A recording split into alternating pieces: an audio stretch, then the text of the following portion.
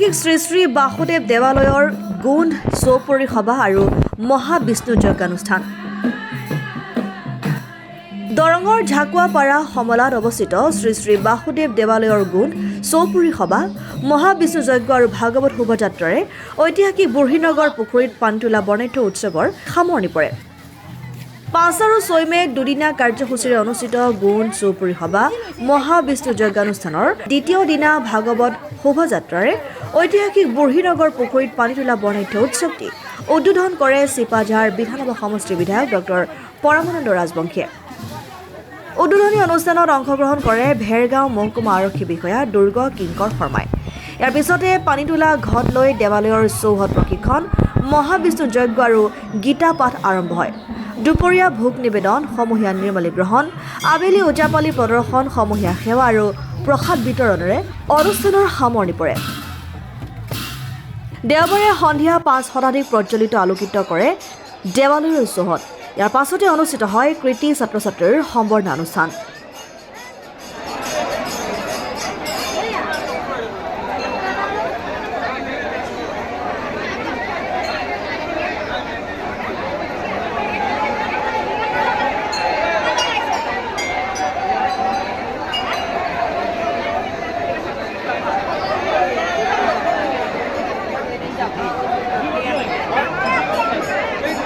ৰজা আৰিমতৰ দিনত খন্দোৱা সমলেশ্বৰী পুখুৰীৰ দক্ষিণ পশ্চিম কোণত অৱস্থিত শ্ৰী শ্ৰী শ্ৰী বাসুদেৱ দেৱালয় এই বাসুদেৱ দেৱালয় প্ৰায় 1100 শতিকাৰ পুৰণি বুলি ঠাৱৰ কৰিব পাৰি যোৱা 2018 বৰ্ষৰ ডিচেম্বৰ মাহত উদ্ধাৰ হোৱা তামৰফলি লিপিমতে এই দেৱালয়খন প্ৰায় 1100 শতিকাৰ বুলি ঠাৱৰ কৰিব পাৰি এই দেৱালয় যোৱাকালিৰ পৰা গোন্ধ চৌপৰী সভা আজি মহাবিষ্ণু যজ্ঞ আৰু ভাগৱত শোভাযাত্ৰাৰ ইতিমধ্যে বুঢ়ীনগৰ পুখুৰীত পানী তোলা কাৰ্যসূচী শোভাযাত্ৰা আৰম্ভ হৈছে এই কাৰ্যসূচীটো আনুষ্ঠানিকভাৱে ৰূপায়ণ কৰিছে চিপাঝাৰ বিধানসভা সমষ্টিৰ সন্মানীয় বিধায়ক ডক্টৰ পৰমানন্দ ৰাজবংশীদেৱ এই অনুষ্ঠানত উপস্থিত থাকে ভেৰগাঁও মহকুমাৰ আৰক্ষী বিষয়া মাননীয় শ্ৰী দুৰ্গা কিংকৰ শৰ্মাদেৱ আৰু যোৱাকালি এই অনুষ্ঠানত যি ভোটা প্ৰদান কাৰ্যসূচী ৰূপায়ণ কৰিছে ৰাইজৰ বিভিন্ন প্ৰান্তৰ পৰা ভক্তগণ আহি তেওঁলোকৰ মনৰ কামনা পূৰণাৰ্থে ভোটা প্ৰজ্বলন কৰিছে প্ৰায় 700 ভোটা প্ৰজ্বলন হৈছে অহাবাৰ 1000তকৈও অধিক ভোটা প্ৰজ্বলন হ'ব বুলি আমাক যোৱাকালিয়ে সেই ৰাইজে আমাক পৰামৰ্শ দিছে আৰু আজি এই ভাগৱত শোভাযাত্ৰাৰে ঐতিহাসিক বুঢ়ীনগৰ পুখুৰীত পানী তোলা কাৰ্যসূচী ৰূপায়ণ কৰিবলৈ ৰাইজৰ বিভিন্ন জিলাৰ পৰা ভক্তমান ৰাইজ উপস্থিত হৈছে আৰু সমগ্ৰ ৰাজ্যবাসীৰ লগতে বিভিন্ন প্ৰান্তৰ পৰা ভক্তমান ৰাইজক আমি যৎপৰোনাস্তি নাস্তি আপ্যায়ন কৰিবলৈ চেষ্টা কৰিছোঁ আৰু আপোনালোকৰ চেনেলৰ যোগেদি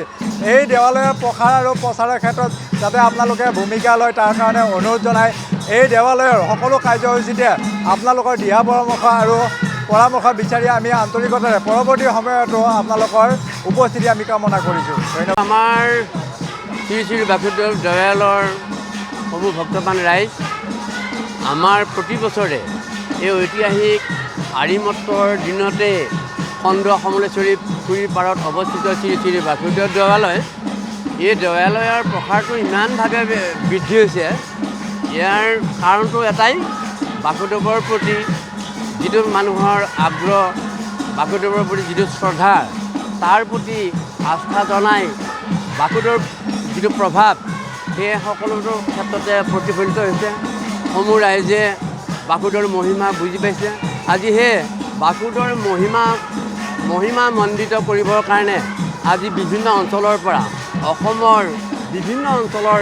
চুকৰ কোণৰ পৰা মানুহ আইসকল আহিছে ভক্তমান ৰাইজ আহিছে আমি সমলাৰা ঝাকুৱাবাসী ৰাইজে আমি নিষ্ঠা সহকাৰে উপবাসে থাকি প্ৰতি মাহৰ বহাগৰ 22 তাৰিখ আৰু 23 তাৰিখে 22 তাৰিখে আমাৰ ভোটা প্ৰজ্বলন হয় যোৱাকালি আমি আমাৰ বিধায়কৰ জৰিয়তে মঙলদৈ সমষ্টিৰ প্ৰাক্তন বিধায়ক মাননীয় গুৰুজ্যোতি দাসদেৱৰ জৰিয়তে ভোটা প্ৰজ্বলন কৰাইছোঁ ভোটাৰ প্ৰায় 500ৰো অধিক ভোটাৰ যিসকলে মানস কৰিছে তেওঁলোকে প্ৰজ্বলন কৰিছে পুৰোহিতৰ দ্বাৰা আৰু আজি হ'ল ঐতিহাসিক পুখুৰী আৰিমতৰ ৰজাই মাকৰ স্মৃতিত খন্দোৱা বুঢ়ীনগৰ পুখুৰী বুলি গোটেই অসমে জানে দৰং বুৰঞ্জীত ইতিহাস প্ৰসিদ্ধ এই পুখুৰীটোৰ ইতিবৃত্ত কাহিনী আমি পাওঁ সেয়ে আজি সেই ঐতিহ্যমণ্ডিত বুঢ়ীনগৰ পুখুৰীৰ পৰা পানী তুলিবৰ কাৰণে আমাৰ বিভিন্ন সাংস্কৃতিক দলসমূহে একগোট হৈ উপবাসে থাকি বৰ্ণাঢ্য কাৰ্যসূচীৰে সকলোৱে অংশগ্ৰহণ কৰি পানী তুলিবলৈ গৈছে আৰু খন্তেক সময়ৰ পিছতে পানী তুলি আহি আমাৰ ইয়াত 1008টা হোম হ'ব। এই 8টা হোমৰ অংশীদাৰী আমি সকলোৱে হ'ম।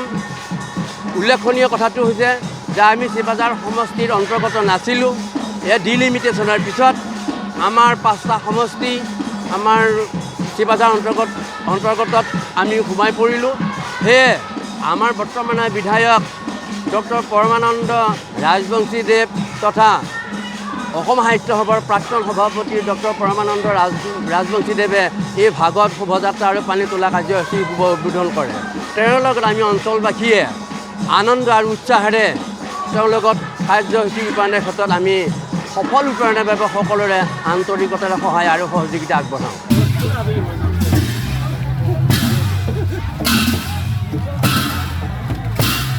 দেওমৰনৈৰ পৰা নৱজিত শৰ্মাৰ ৰিপৰ্ট, ডেমক্ৰেটিক আছাম।